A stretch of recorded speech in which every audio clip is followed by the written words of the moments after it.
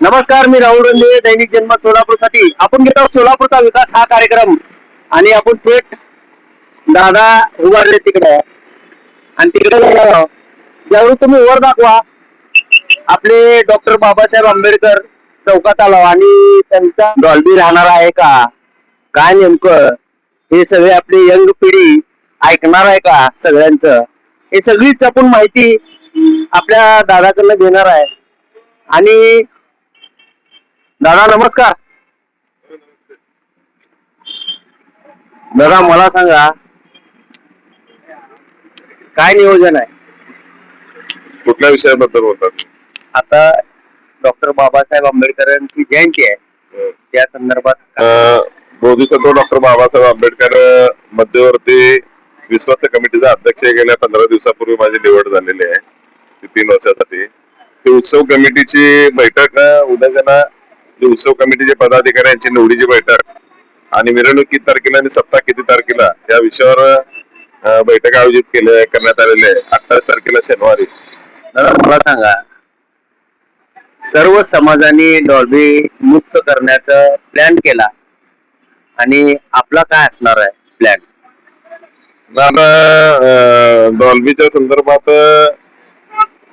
विश्वरत्न doctor Babasaheb Ambedkar यांची जयंती मागच्या वर्षी ज्या पद्धतीने साजरी झाली त्याच पद्धतीने या ठिकाणी आम्ही साजरा करायचा प्लॅन आहे. विषय डॉल्बीचा येतच नाही. डॉक्टर बाबासाहेब आंबेडकर जयंतीमध्ये कधी ध्वनी प्रदूषणाचं उल्लंघन झालेलं नाही. पोलीस खाता असेल किंवा प्रशासन असेल आम्ही यांच्यावर बसून या ठिकाणी वेगळ्या पद्धतीनं उत्सवाचा त्रास इतर लोकांना सुद्धा झाला नाही पाहिजे या गोष्टीची आम्ही काळजी घेण्याचा प्रयत्न आम्ही करणारच आहे. परंतु जी लोक डॉल्बी बंदी आली पाहिजे, डॉल्बी असं झालं पाहिजे, डॉल्बी तसं झालं, डॉल्बी म्हणताना बघा अति गोष्टी झाल्या का ना त्याचा त्रास होत असतो. मर्यादेत कुठलीही गोष्ट राहिली ना त्याचा त्रास होत नाही. त्यामुळं मर्यादा राखून आम्ही उत्सव आणि डॉल्बीचा वापर या ठिकाणी करायचा आम्ही या ठिकाणी प्रयत्न करणार आहे. तशा पद्धतीचे शांतता कमिटीची बैठक असतील, उद्या मध्यवर्तीची महामंडळाची बैठक आहे, तर या अनुषंगाने या गोष्टी आम्ही करणार आहे. मर्यादा आम्ही तोडणार नाही, मर्यादा राखून सगळ्या गोष्टी करणार आहे. मर्यादा राखून डॉल्बी लावली जाणार आहे बरं का सोलापूरला. आणि जेवढं सुप्रीम कोर्टाचा आदेश आहे डिसिबल किती असणार आहे त्या डिसिबल वर डॉल्बी लागणार आहे असं दादाचं म्हणणं. मला काय म्हणायचं आहे, डॉक्टर बाबासाहेब आंबेडकर जयंती साजरा केली जाते या पद्धतीनं मागच्या वर्षी या सोलापूर शहराचे कर्तव्यदक्ष पोलीस आयुक्त आणि सर्व त्यांचे सहकारी यांच्यावर बसून आम्ही व्यवस्थित या ठिकाणी जेणेकरून ज्या पद्धतीने सोलापूर शहरामधले डॉक्टर बाबासाहेब आंबेडकर जयंती ही सोलापूरची जयंती मिरवणूक महाराष्ट्रामध्ये देशामध्ये या ठिकाणी एक चांगल्या पद्धतीची जयंती उत्सव साजरा करण्याचा आमचा मानस आहे. पहिला प्रथम विषय डॉल्बीचा नाही, डॉक्टर बाबासाहेब आंबेडकर यांच्या जयंतीमध्ये बाबासाहेबांच्या जयंतीची जास्त चर्चा झाली पाहिजे. डॉल्बीची चर्चा काय होतं, तुम्ही डॉल्बीचा विषय घेतलं किंवा तीच चर्चा आपल्याला हायलाइट झाला नाही पाहिजे या गोष्टीची काळजी आम्ही घेणार आहे.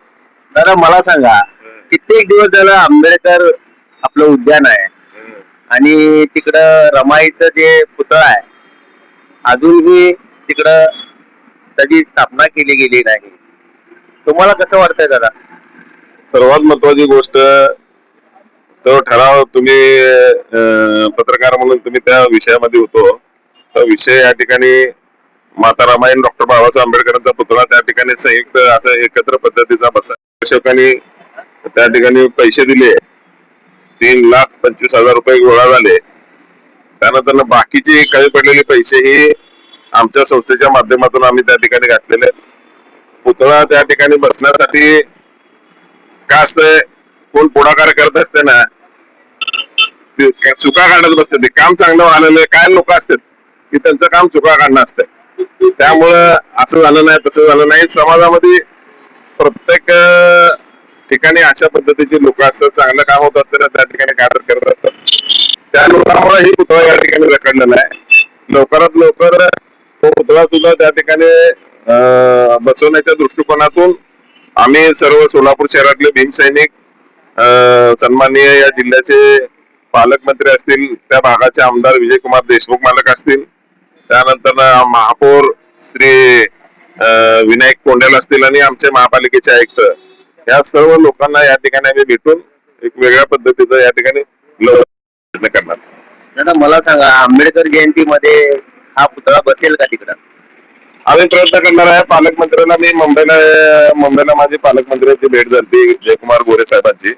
तर गोरे साहेब म्हणले की सोलापूरला असल्यानंतर तुम्ही एकदा या, आज सोलापूरला आहेत दिसते असं वाटतं मला.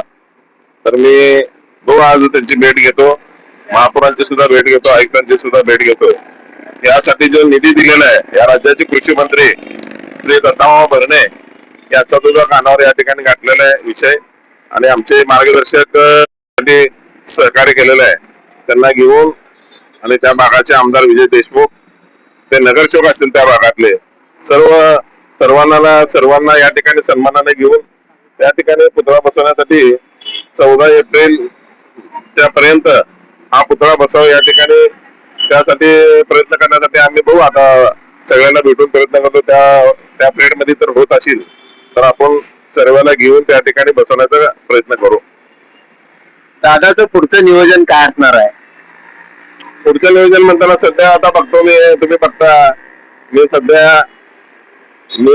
सकाळी 10 वाजल्यापासून ते 1 वाजेपर्यंत माझ्या कार्यालयामध्ये पराभूत झालो किंवा जिंकलो, मला असं काय वाटत नाही. लोक मला ज्या पद्धतीनं, अधिकारी सुद्धा राहू द्या, प्रशासनामधले सगळे राहू द्या, मला त्याच पद्धतीनं माझं कुठलंही काम राहू द्या, सोलापूर शहराचा महापौर असू द्या किंवा आयुक्त साहेब असू द्या किंवा कुठल्याही प्रशासकीय अधिकारी असू द्या, कधीच जनतेच्या गोरगरिबाच्या कामासाठी कधी नाही म्हणलं नाही.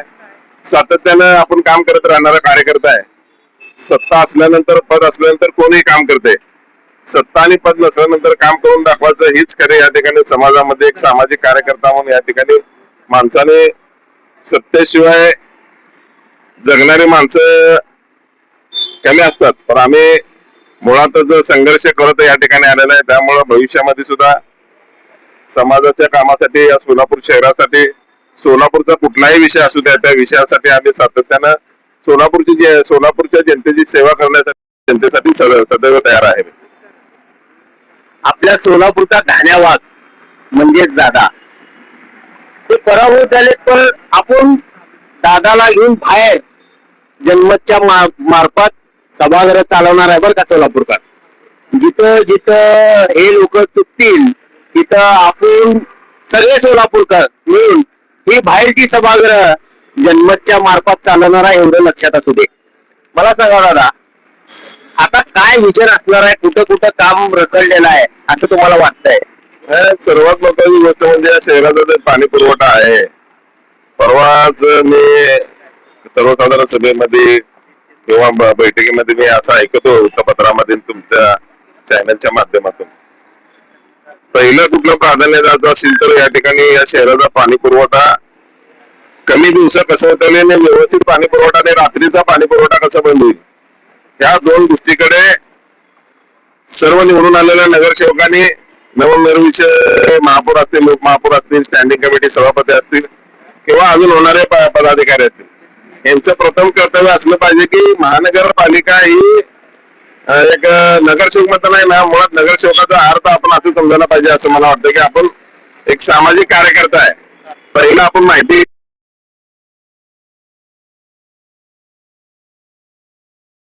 भाषण करत असताना आपण आपल्या भागातल्या पाणी पुरवठ्याची लाईन कशा पद्धतीनं कुठं आहे, एक एक ठिकाणी 4-4 लाईन आहे, एक एक ठिकाणी 5-5 लाईन आहेत, वाल कुठं सोडतो, कसं चावीवाला काम करतो, चावीवाल्यानंतर झोन अधिकाऱ्याचा काय अधिकार आहे, ही विसंगती जी आहे महानगरपालिकेमध्ये. कारण काय 19 वर्ष महानगरपालिकेमध्ये, माझ्या आयुष्यातले 19 वर्ष महापालिकेमध्ये गेलेले, मला कुठं काय फॉल्ट झालं तर मी एका ठिकाणी बसून सांगू शकतो. नवीन आलेले जे आपले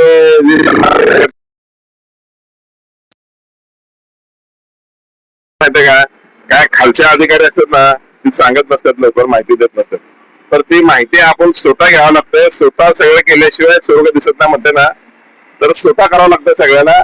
तर तुमच्या चॅनलच्या माध्यमातून सर्व सन्माननीय जे आपले नगरसेवक नगरसेविका जे निवडून आहेत, पहिलं तुम्ही स्वतः आहे आणि कशा पद्धतीने आपले कामं झाले पाहिजे ह्याच्याकडे जास्त लक्ष दिलं पाहिजे, असं माझं या ठिकाणी स्वतःच वैयक्तिक मत आहे. या ठिकाणी दादा मला सांगा, युजर चार्जेस भांडत होता तुम्ही सगळेजण आणि भाजपवाले बी म्हणत होते की युजर चार्जेस नसायला पाहिजे. आता एकंदरीत भाजपची सत्ता आहे महापालिकेत. एकदा युजर चार्जेस काय आहे आपल्या जनतेला सांगूनच टाका दादा. युजर चार्जेस मध्ये आहे ना एक ड्रेनेज लाईनची स्कीम आली होती नगरोत्थान योजनेमधून. त्या नगरोत्थान मध्ये पूर्ण सोलापूर शहरामध्ये ती योजना आली का नाही, त्या योजनेच्या पाठीमागे एक टॅक्सेशनची अशी एक पद्धत आहे शासनाची. प्रत्येक सोलापूर शहरातल्या हातवड भागामध्ये कुठल्याही परिसरामध्ये त्या ठिकाणी युजर चार्जेस हा त्या ठिकाणी कंपल्सरी, जिथं ड्रेनेज लाईन सुरू झालेली नाही त्या ठिकाणी युजर चार्जेस घेतात. अनेकदा सभागृहामध्ये सन्मान्य सुरेश पाटील असतील किंवा मी असेल किंवा चेतन भाऊ नरोटे असतील, आम्ही अनेक वेळेला सभागृहामध्ये या ठिकाणी त्यावेळेला भारतीय जनता पार्टीचे सर्व पदाधिकाऱ्यांनी सुद्धा हे ठराव रद्द करा, हे करा, ते करा असं सातत्याने या ठिकाणी सांगितले. परंतु महाराष्ट्र शासनाने जी निधी दिलेला आहे त्या निधीच्या वेळेला महानगरपालिकेने करार केलेला आहे, त्यामुळे युजर चार्जेस रद्द करता येणार नाही असं शासनाचं पत्र या ठिकाणी आल्यामुळे युजर चार्जेस या ठिकाणी रद्द होऊ शकत नाही. जिथे ड्रेनेज लाईन नसताना सुद्धा नागरिकांना भरमसाठ पैसा या ठिकाणी द्यावा लागतो युजर चार्जेसच्या माध्यमातून. ही सुद्धा हा विषय महानगरपालिकेच्या लेवलचा नाही. हा विषय म्हणजे आपले सन्माननीय जे आमदार आहेत त्याने आमदार साहेबांनी विभागाचे नगर विकास खात्याकडून हे विषय या ठिकाणी तो त्या ठिकाणीच शासनाकडून हा रद्द करून आणला. ही काळाची गरज आहे असं मला या ठिकाणी वाटतंय. प्रोजेक्ट हे 12 वर्षाखाली होता आणि 12 वर्षापासून आपल्याकडनं युजर चार्जेस भरून घेतलेत दादा. तर एवढे फिटले नसेल का पैसे? तुमचं बरोबर आहे, 12 वर्षापासून घेतात. परंतु ह्या लोकांनी तो विषय कारण का शासनाने दिलेली गाईडलाईन्स आहे. महानगरपालिकेला फक्त ठराव करू शकतो, महापालिकेला काय अधिकार आहेत? आपल्या ठराव करू शकतो, प्रश्न करू शकतो, पेपरला छापवून देतो. परंतु ज्या विभागाने योजना आणली त्या विभागाच्या संबंधित अधिकाऱ्याबरोबर एक बैठक घेऊन 12 वर्षापूर्वी योजना झालेली ही स्कीम संपलेली आहे तर ही तात्काळ रद्द करा अशा पद्धतीचं त्या ठिकाणी महापौरांनी एक डेलिगेशन घेऊन पालकमंत्री असलेली देवेंद्र दादा कोटे असलेले यांच्यासोबत किंवा विजय कुमार देशमुख पालक असलेले यांना घेऊन त्या ठिकाणी जाऊन मिटिंग केली पाहिजे. ते काय फायदा नाही त्या गोष्टी. धन्यवाद दादा. जे आपले युजर चार्जेस आहे ते इथं काय हे ठराव करतील पण तिथं हे मंजुरी करणं गरजेचं आहे. आपल्या तिन्ही आमदारांना विनंती आहे आणि पालकमंत्र्यांना विनंती आहे, आमच्या सगळ्या सोलापूरकरांचं युजर चार्जेस हे कट व्हायला पाहिजे, रद्द व्हायला पाहिजे. यासाठी आपण प्रयत्न करत आहेत आणि तुम्हीही प्रयत्न करावं असं सगळ्या सोलापूरकरांची विनंती आहे बरं का. मी राहुल रणदिवेसह जागृत रणदिवे.